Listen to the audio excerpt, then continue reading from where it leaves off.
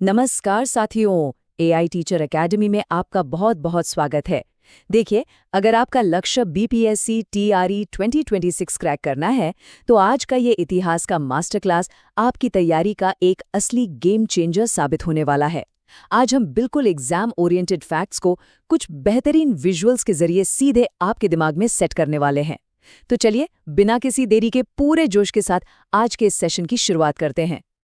तो फटाफट देख लेते हैं कि आज हम क्या क्या कवर करने वाले हैं। स्क्रीन पर देखिए।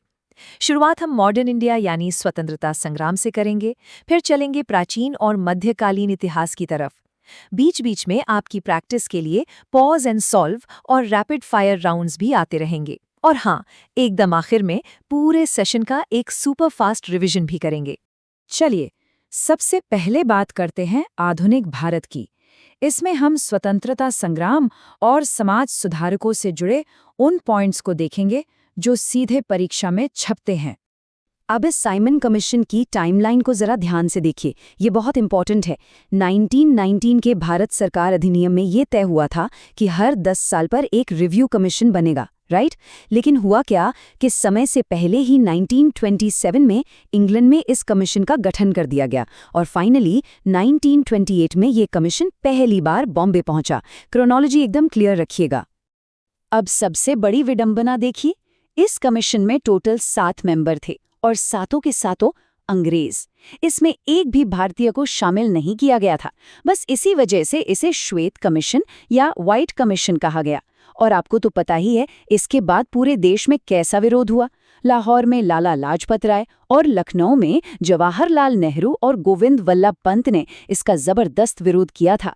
एग्जाम में ना न्यूज़पेपर्स और उनके फाउंडर्स की मैचिंग सीधे सीधे पूछ ली जाती है, तो इस टेबल को तो एकदम रट लीजिए।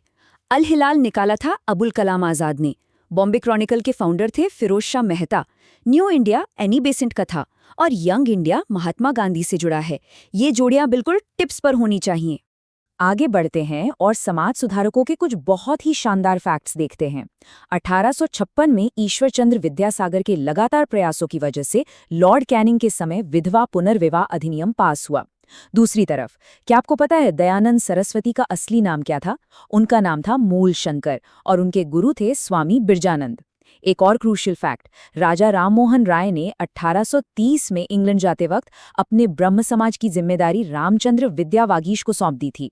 ये वो बारीक डिटेल्स हैं जो कट ऑफ डिसाइड करती हैं।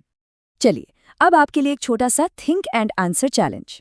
जरा दिमाग लगाइए। 1947 के माउंटबैटन प्लान, जिसे हम 3 जून योजना भी कहते हैं, उसमें देश के विभाजन को रोकने के लिए महात्मा गांधी ने लॉर्ड माउंटबैटन को क्या ऑल्टरनेटिव दिया था? सोचिए जरा। सोच लिया? तो इसका सही जवाब है कि गांधी जी ने माउंटबैटन को साफ साफ कह गया था कि आप जिन्ना को सरकार बनाने के लिए इनवाइट कर लीजिए। दरअसल गांधी जी किसी भी कीमत पर देश का बंटवारा नहीं चाहते थे। आज़ादी तो मिली, लेकिन वो एक ऐसा वक्त था जब एक आंख में खुशी के आंसू थे तो दूसरी आंख में विभाजन के गहरे दर्द के। ओके, अब यहाँ इस सेशन को जरा पॉज कीजिए और खुद को टेस्ट कीजिए। बिहार के सत्याग्रहियों की लिस्ट बहुत बार पूछी जाती है। पुरुषों में पहले सत्याग्रही थे श्री कृष्ण सिंह, जिन्हें हम बिहार केसरी कहते हैं, और दूसरे थे अनुग्रह नारायण सिन्हा यानी बिहार विभूति। लेकिन अगर महिलाओं की बात करें तो पहली सत्याग्रही कौन थी? वो थी प्रियवंदा देवी। एग्जाम हॉल में कंफ्यूजन ना हो, इसलिए इस कंपैरिजन को अच्छे से याद रखिएगा। तो मॉडर्न हिस्ट्री के बाद अब गियर बदलते हैं और सीधे चलते हैं एंशिएंट और मिडीवियल हिस्ट्री की तरफ। बात करेंगे बड़े साम्राज्यों और युद्धों की। हर्यक वंश के शासक अजातशत्रु को तो आप जानते ही होंगे, जिन्हें कुनिक भी कहा जाता था। उनका वॉरफेयर गजब का था। जब उन्होंने वज्जी संध पर अटैक किया तो 2 एकदम नए और भयंकर हथियारों का इस्तेमाल किया। एक था रथुमुसल, मतलब एक ऐसा रथ जिसमें गदा लगा हुआ था, और दूसरा था महाशिलाकंटक, जो बड़े बड़े पत्थर फेंकने वाला एक इंजन था। और हाँ, इसी युद्ध के दौरान आजीवक संप्रदाय के संस्थापक मक्खली गोशाल भी मारे गए थे। दक्षिण भारत के इतिहास की अगर बात करें तो तक्कुलम का युद्ध बहुत ही डिसाइसिव रहा है। ये 948 ईस्वी में चोल और राष्ट्रकूटों के बीच लड़ा गया था। इस भयंकर लड़ाई में राष्ट्रकूट राजा कृष्ण तृतीय ने चोल शासक राजादित्य को बुरी तरह हरा दिया, और सबसे बड़ी बात, राजादित्य इस युद्ध भूमि में ही मारा गया था। अब इस चार्ट पर जरा गौर कीजिए। नालंदा महाविहार को किसने कितना डोनेशन दिया ये देखना काफी दिलचस्प है। हर्षवर्धन ने नालंदा को चलाने के लिए 100 गांव दान में दिए थे, लेकिन पाल वंश के शासक धर्मपाल ने तो ये संख्या सीधी डबल कर दी। उन्होंने पूरे 200 गांव नालंदा को ग्रांट में दे दिए। विजुअल्स से जब हम ऐसे डेटा देखते हैं ना, तो वो दिमाग में छप जाते हैं। चलिए अब महमूद गजनवी के दरबार के दो बड़े इतिहासकारों को समझते हैं। गजनवी जब भारत आया तो उसका मेन मोटिव तो धन लूटना और इस्लाम का प्रचार करना था। उसके दरबारी इतिहासकार का नाम था उत्बी, लेकिन जो सबसे फेमस स्कॉलर उसके साथ आया वो था अल-बरूनी। अल-बरूनी का असली नाम अबुल रिहान था। उसने किताब उल हिंद लिखी, जिसे भारत का दर्पण कहते हैं, और सबसे खास बात, वो पुराणों का अध्ययन करने वाला पहला मुसलमान था। ऑलराइट, अब वक्त है हमारे रैपिड फायर राउंड का। बिल्कुल ध्यान से सुनिएगा। नंबर 1, 1855 का संथाल विद्रोह बाहरी शोषण के खिलाफ हुआ था, जिसे सिद्धू, कान्हू, चांद और भैरव ने लीड किया था। नंबर 2, वंदे मातरम सबसे पहली बार 1896 के कलकत्ता अधिवेशन में गाया गया था और तब प्रेसिडेंट थे रहमतुल्लाह सयानी। नंबर 3, एनी बेसेंट का होम रूल मूवमेंट असल में आयरलैंड के आंदोलन की कॉपी या कह लीजिए उसी की तर्ज पर आधारित था। अब एक बढ़िया सा ब्रेन चैलेंज आप लोगों के लिए। जल्दी से बताइए, दिल्ली सल्तनत का अकबर किस सुल्तान को कहा जाता है? और लगे हाथ ये भी बता दीजिए कि कश्मीर का अकबर किसे माना जाता है? और सही जवाब आपकी स्क्रीन पर है, मैच कर लीजिए।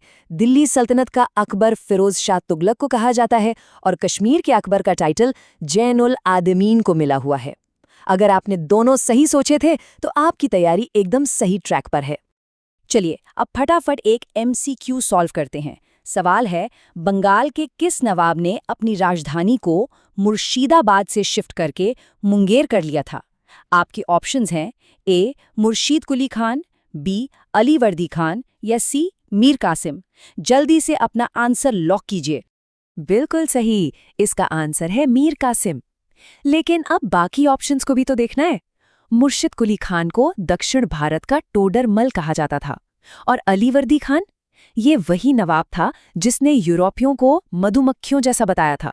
उसका कहना था कि अगर इन्हें ना छेड़ो तो शहद देंगी और अगर छेड़ दिया तो काट काट कर मार डालेंगी। ओके साथियों, तो सेशन खत्म करने से पहले पूरे मास्टर क्लास का एक सुपर फास्ट 30 सेकंड का रिवीजन हो जाए। 1928 में साइमन कमीशन आया, जिसे श्वेत कमीशन कहा गया।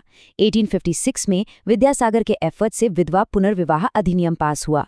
अजातशत्रु ने रथमूसल जैसे हथियार चलाए, धर्मपाल ने नालंदा को 200 गांव दान किए और अल-बरूनी ने पुराण पढ़कर किताब उल हिंद लिखी। बस ये रहे आज के सबसे क्रूशल टेकअवेज।